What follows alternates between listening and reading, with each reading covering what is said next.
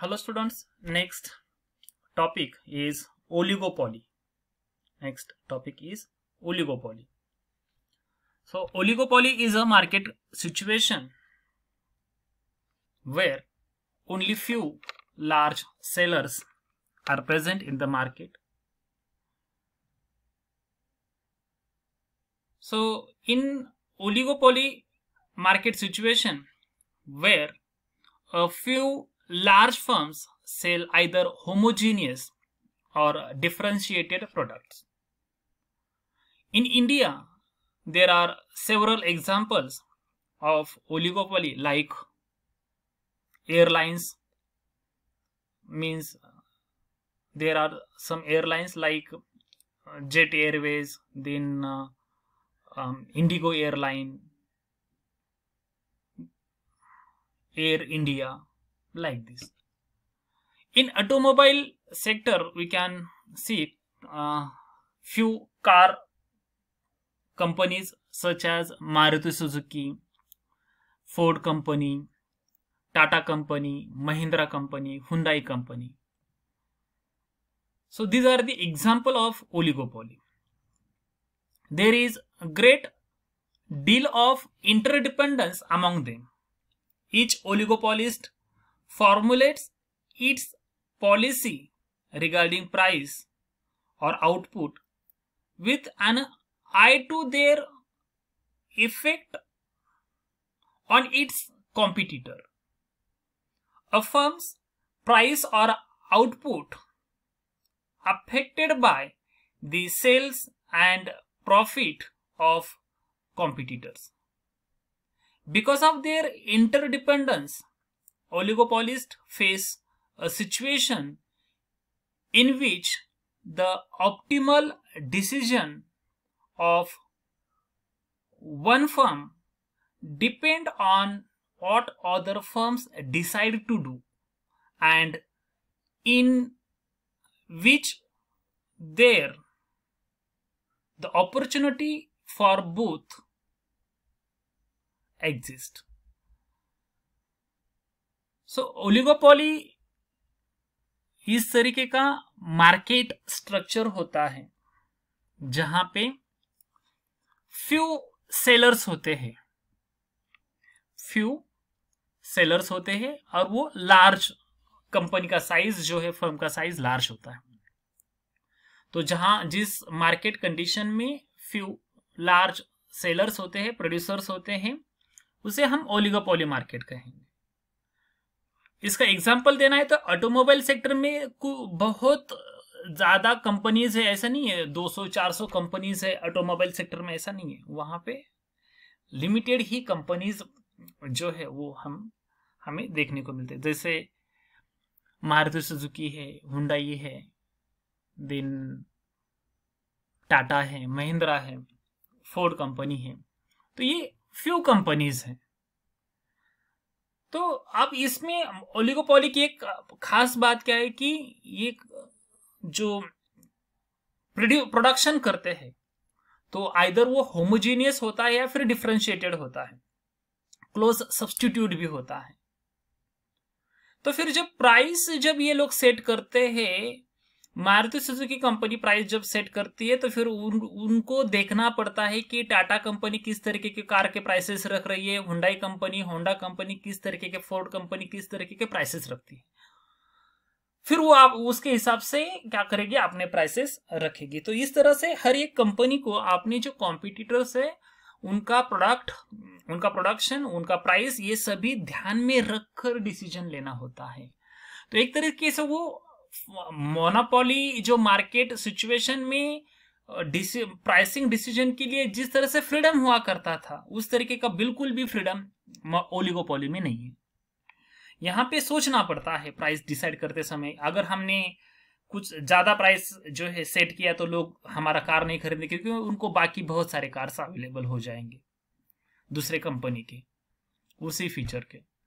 तो फिर इस तरह से जो है एक इंटरडिपेंडेंस जो है वो बन जाता है. तो इस तरीके का एक मार्केट सिचुएशन होता है. इस ओलिगोपोली को जो है अलग अलग इकोनॉमिस्ट ने डिफाइन किया है. इसमें से हम देखते हैं कि जो पीसी डुले जो है उन्होंने डिफाइन किया an oligopoly is a market of only a few sellers offering either homogeneous or differentiated products. There are so few sellers that they recognize their mutual dependence.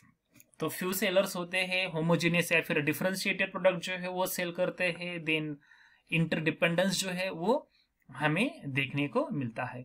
अब हमें जो है देखने हैं इसके फीचर्स जो है वो क्या क्या है, ओलिगोपोली के फीचर्स जो है वो हमें देखने हैं।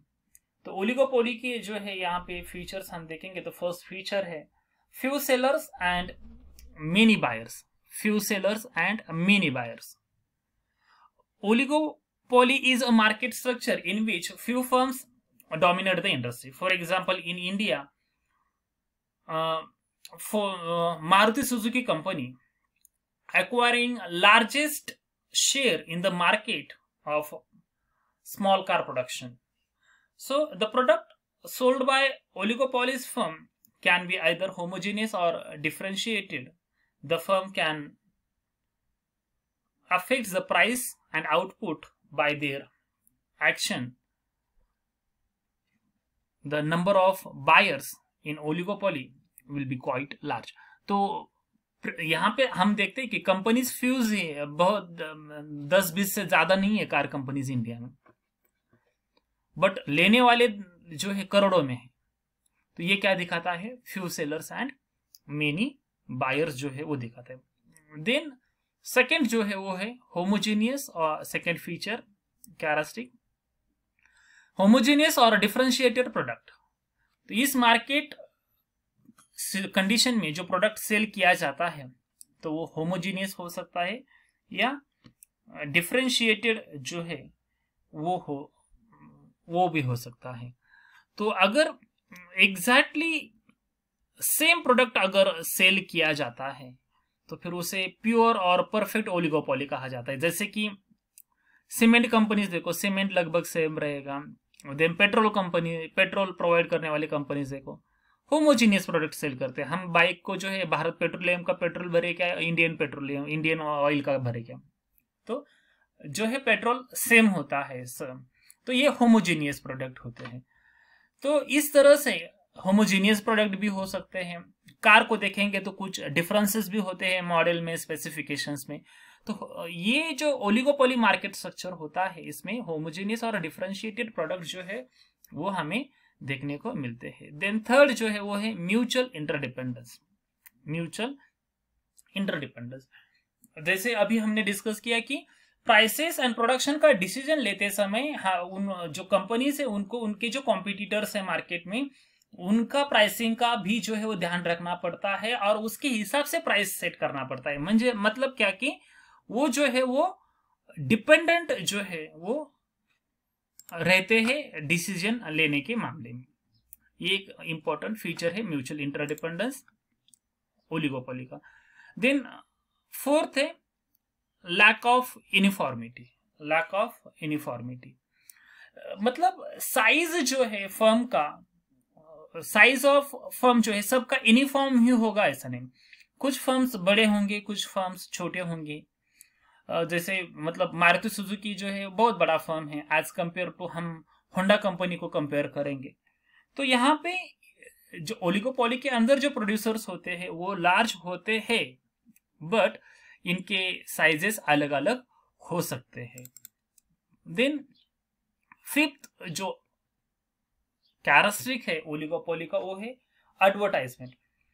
तो मोनोपोली मार्केट स्ट्रक्चर में एडवर्टाइजमेंट को जो है वो इंपॉर्टेंस होता है ओलिगोपोली मार्केट स्ट्रक्चर में, क्योंकि यहाँ पे क्या है ना कि बहुत क्लोज कंपटीशन होता है एक कंपनी का दूसरे कंपनी के साथ। तो फिर यहाँ पे वो अपना प्रोडक्ट कैसे दूसरे से बेहतर है, हम देखते हैं कि बहुत सारे एड जो है कार कंपनीज के टीवी पे आते हैं, तो वो हर एक क्या दिखाने की कोशिश करते हैं कि हमारा प्रोडक्ट कैसे बेहतर है, हमारा प्रोडक्ट कैसे बेहतर है।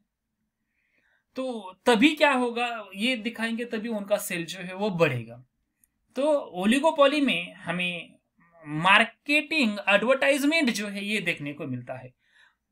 ये परफेक्ट कंपटीशन में नहीं देखने को मिलता था, क्योंकि सभी जो है होमोजेनियस प्रोडक्ट सेल करते थे। अलग बताकर क्या बता पाएंगे, कुछ अलग नहीं बता पाएंगे। तो फिर इसलिए वहां पे एडवर्टाइजमेंट जो है ये हमें देखने को नहीं मिलता था, जो स्पेशली हमें ओलिगोपोली में देखने को जो है वो मिलता है।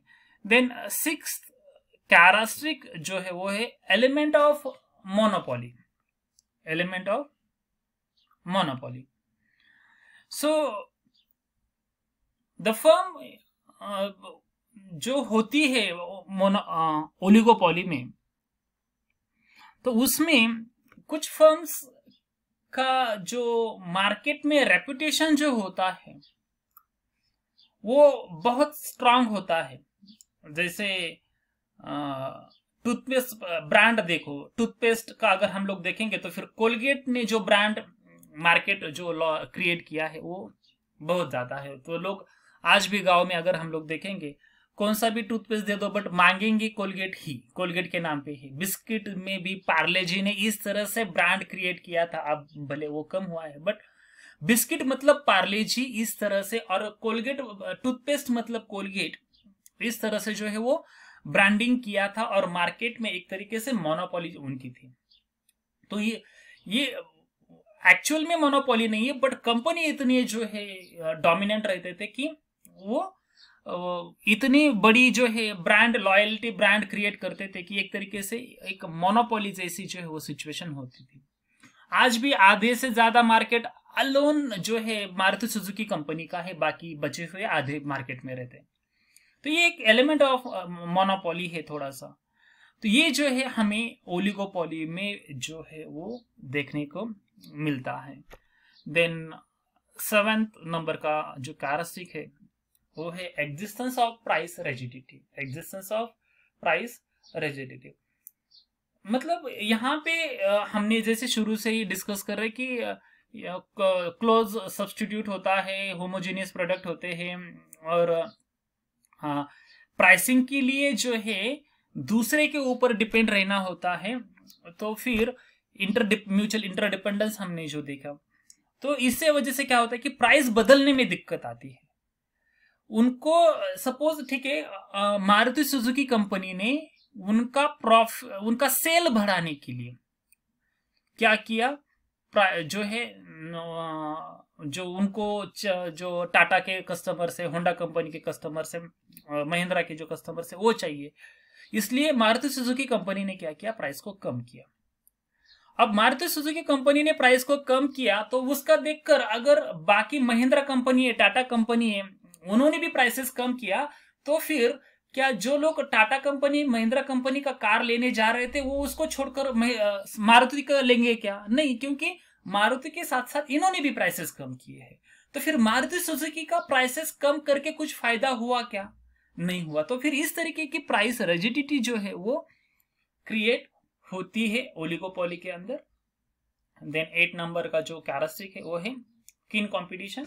हम इन सभी को एक साथ अगर जोड़ के देखेंगे, म्यूचुअल इंटरडिपेंडेंस है, देन एडवर्टाइजमेंट है, प्राइस रिजिडिटी है, तो ये सभी जो है क्या, इस सब से हमें क्या समझ में आता है कि कंपटीशन जो है बहुत कीन होता है इस टाइप ऑफ मार्केट में।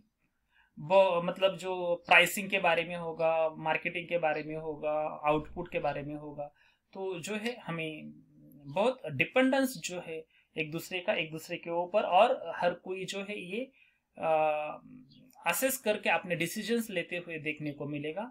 कुल मिला के हमें एक किन कंपटीशन जो है वो ओलिगोपोली के अंदर देखने को मिलती है।